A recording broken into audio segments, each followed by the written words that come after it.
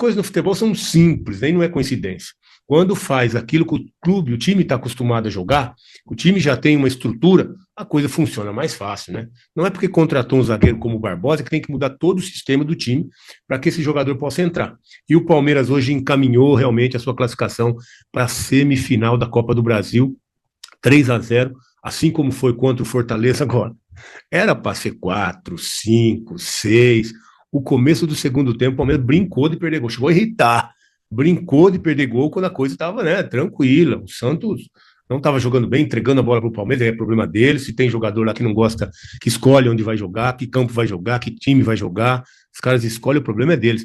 E se o Palmeiras faz, já a vantagem já é enorme, tá? 3-0 foi o que aconteceu contra o Fortaleza, é uma vantagem enorme que dificilmente o time do Abel consegue tomar uma reviravolta numa situação como essa. Então, realmente está muito bem encaminhado e poderia ser assim, aí, sem questionamento, se o Palmeiras aproveitasse um pouquinho das chances que teve. Mas o que deixa a gente satisfeito, o que deixa a gente muito otimista, é de ver o Palmeiras voltando a jogar bola, né?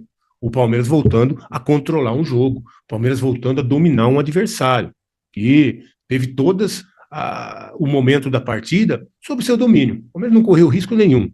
Carlos Miguel não pegou na bola hoje, não fez nem zero defesa, zero. Vou até olhar a estatística do jogo aqui, zero defesa. Teve o chute do Rony que foi para fora, teve chute ali, mas nada que pudesse assim fazer o Carlos Miguel trabalhar minimamente. Aqui, ó. Defesas do goleiro, nem lembro, para falar a verdade, nem lembro.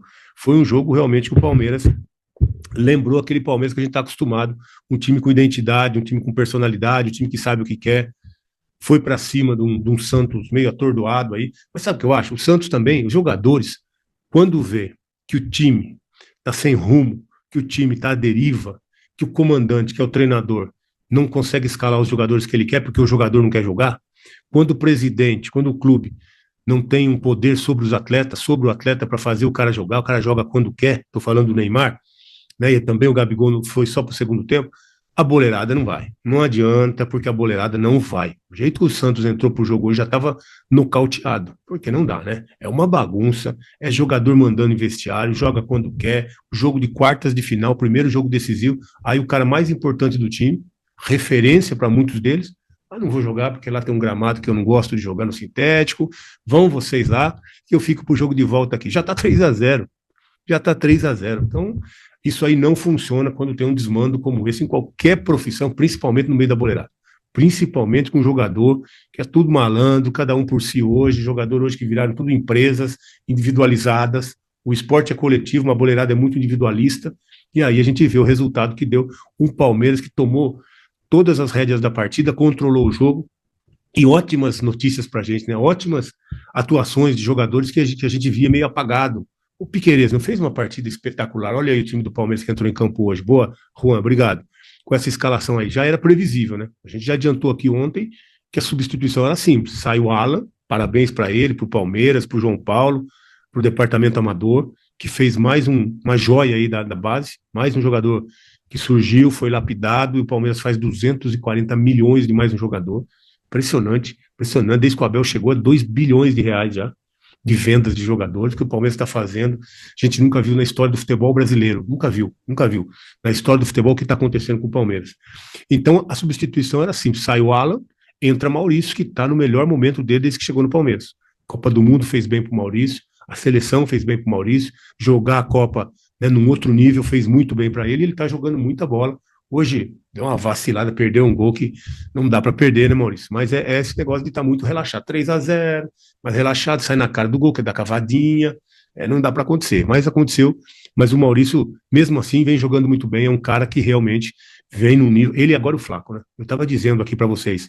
Aliás, hoje nós vamos conversar bastante. Na outra live nós não falamos muito, não, mas hoje nós vamos trocar bastante aqui. Quero a participação de vocês aí. Vocês que estão lá na live já participando, se inscreva no canal. Hoje a gente vai bater papo a live toda por aqui, porque o que eu quero dizer é o seguinte: inscreva-se no canal, que pra gente é importante. Tá pedindo aí o Juan também. Deixa seu like pro YouTube recomendar a gente.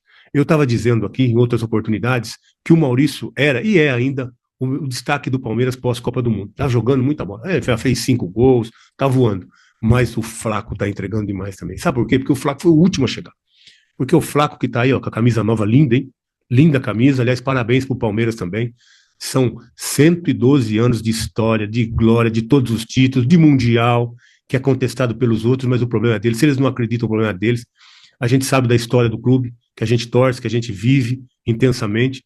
Então, um clube centenário, com uma história linda, todas as conquistas de um clube pode conquistar aqui, o Palmeiras tem, é brasileiro o maior de todos, Libertadores são 3, Copa do Brasil são 4, Paulista tá, é segundo, tá batendo já no primeiro, então é um Palmeiras com muita história, e esse cara aí com essa camisa linda, voltou da Copa do Mundo, foi o último a chegar, né? Foi até o final da Copa, e tá voando também. O cara chegou hoje a 21 gols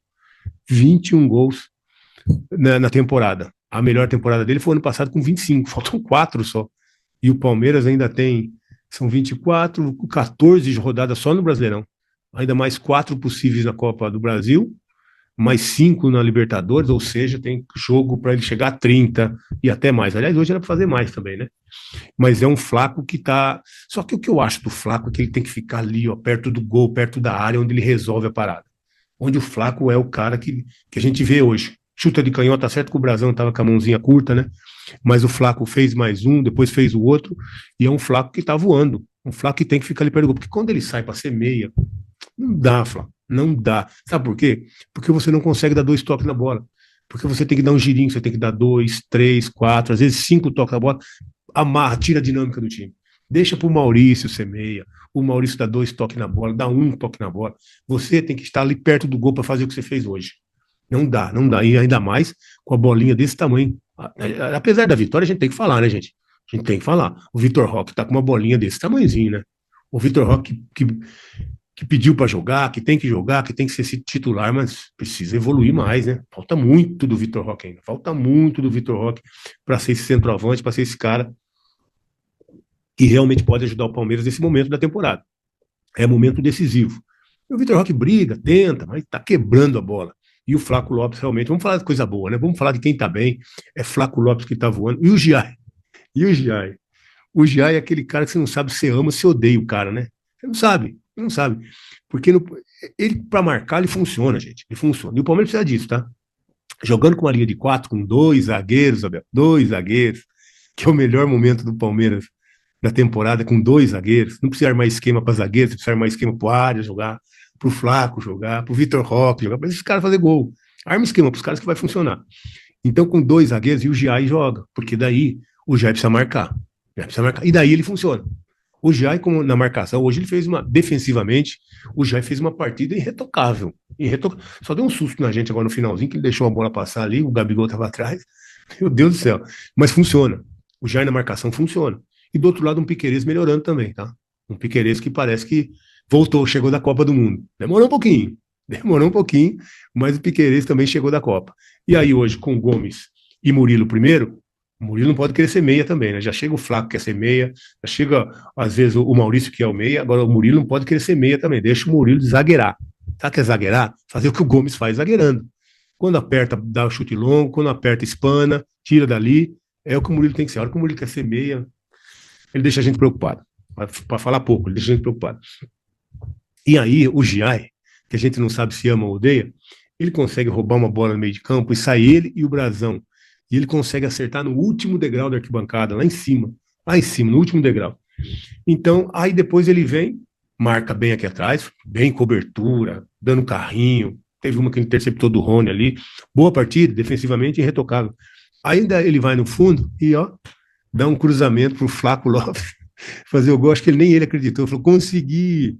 São quase 100 jogos de Palmeiras, e eu consegui dar um passe para gol. O Flaco vai lá de cabeça, é onde ele tem que ficar, o Flaco. Ficar lá sobe no segundo pau, pum, de cabeça, pronto, 3-0 era o que a gente precisava. E o Giai dando a sua primeira assistência. O pessoal foi tudo em cima dele. Ele podia hoje ter feito o primeiro gol pelo Palmeiras, porque não dá para perder o gol que ele perdeu, e ele deu a primeira assistência dele no Palmeiras.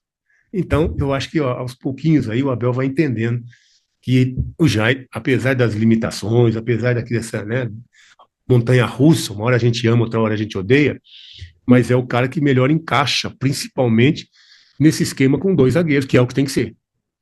Aí ele escolhe se ele quer que o Gomes jogue com o Murilo, que não pode querer ser meio, que tem que ser zagueiro, ou se o Gomes vai jogar com o Barbosa, que é um canhoto, que é diferente do Murilo, joga ali pelo lado esquerdo, canhoto, não é rápido, é lento, mas dá para fazer uma parceria boa ali. Aliás, aí fica uma zaga, e hoje teve, não, fica uma zaga toda ela espanhol, né, que fala castelhano, só fala castelhano, Giai, Barbosa, Gomes e Piquerez. Eu quero ver o Carlos Miguel ter que se virar aí no meio dessa boleirada, tudo falando castelhano. Mas é uma zaga que hoje, de novo, funcionou. Foi uma bola no gol. Dá para eu jogar com os ombros cheios de parafuso, assim. Né? Dá para jogar, porque não vai bola no gol. Uma moleza como essa dá para mim, hein? Uma moleza como essa aí, acho que eu quero também. E aí o Andrés, que mais uma assistência, o cara foi a 12 assistências na temporada. É uma coisa muito séria isso que o Andrés está fazendo também nessa temporada. Viu? Jogando muita bola, por isso que eu acho que ele tem que jogar mais perto do gol. O Abel já está falando? Ah, daqui a pouquinho nós vamos para o Abel, então. Então é uma coisa muito séria essa temporada do Andrés, com 12 assistências já. É impressionante o que esse cara está fazendo. Por isso que às vezes o Abel precisa encontrar uma fórmula, né, de colocar. É que o Maurício está no momento legal, mas colocar esse Andrés mais pertinho ali do Flaco, mais pertinho do gol. Às vezes, né, se o Vitor Roque continuar nesse nível aí, coloca o M. Martins e adianta ali o Flaco, adianta o Andrés Pereira. Aí você vai ter um meia jogando como meia, um centroavante jogando contra o centroavante. O time vai se equilibrando. O time vai se organizando, que é um Palmeiras de novo encontrando o caminho, de novo em ascensão, mesmo assim, sem ter o Alan mais, que isso aí esquece, e mesmo assim, sem ter o Paulinho, que a gente ainda espera, né? Eu esperava o Paulinho para hoje. Eu esperava o Paulinho no banco hoje, entrando ali aqueles 15, 20 minutinhos, mas não foi dessa vez.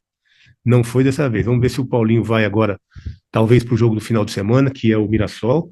Agora o Palmeiras vai ficar um tempinho sem jogar em casa, viu?